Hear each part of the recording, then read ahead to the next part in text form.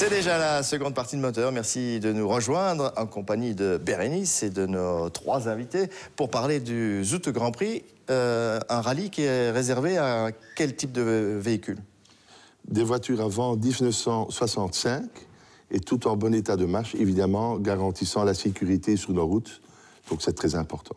Et comment recrutez-vous les participants? Trois possibilités, ou bien par les sponsors, ou bien par les marques partenaires. Donc on a quand même 15 marques des marques les plus prestigieuses de voitures. Et puis évidemment, priorité aux membres du Zoute Automobile Club pour rentrer dans le rallye. Et puis David, je pense que les participants sont divisés en plusieurs catégories. C'est 2 catégories? Oui, 2 tiers roulent en catégorie régularité et 1 tiers en catégorie balade. Et Philippe, est-ce qu'il y a un nombre illimité de participants? Non, surtout pas. On limite à 160 voitures pour la qualité et la sécurité, et sachant quand même qu'il y a une liste d'attente très importante déjà.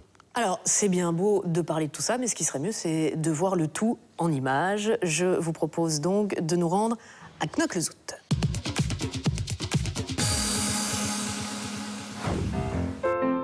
Le Zoute Grand Prix, c'est donc avant tout un rallye de régularité et une balade pour 150 old-timers construits entre 1920 et 1965. Le départ et l'arrivée sont jugés à Knokke-le-Zoute. Le rallye se déroule sur 2 jours et les participants doivent parcourir environ 250 km par jour. Le parcours serpente sur les routes pittoresques et campagnardes des Flandres occidentales et orientales. Ce parcours est bien entendu secret et les équipages ne reçoivent leur roadbook qu'au moment du départ. Comme d'habitude, le rallye se divise en tronçons de liaison et en tronçons de régularité. Mais pour les moins sportifs, il est possible d'effectuer le parcours sous forme de balade.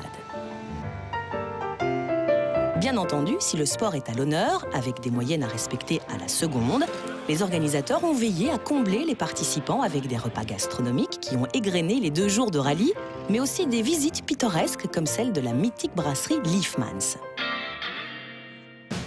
Rayon sport, la victoire est revenue à la Porsche 356 SC de Philippe Quatennens et Jeffrey Van Hooijdonk. Le CEO de Effective Média, Active et Transport Média et le pilote anversois ont effectué un magnifique sans faute.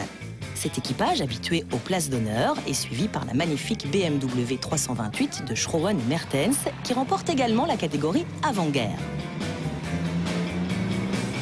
Le podium est complété par la jolie Jaguar XJ 120 OTS de Loosevelt et de Dane. Notons encore que la Coupe des Dames a été remportée par l'équipage Matrois de Joly et Vanham sur Porsche 356B. Le classement de la catégorie balade est revenu à l'équipage Ezemans sur cette magnifique Alfa Romeo 6. Les pilotes ont pu s'en donner à cœur joie sur un ancien aéroport. L'occasion pour le nombreux public présent d'admirer en action quelques voitures d'exception comme cette Porsche 550 Spider ou encore une prestigieuse Mercedes 300 SL.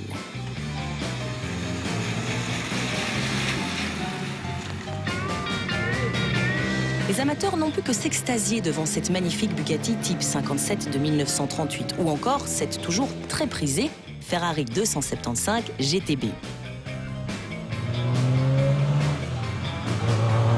Mais auriez-vous reconnu cette Aston Martin DB4 GT Zagato de 1962?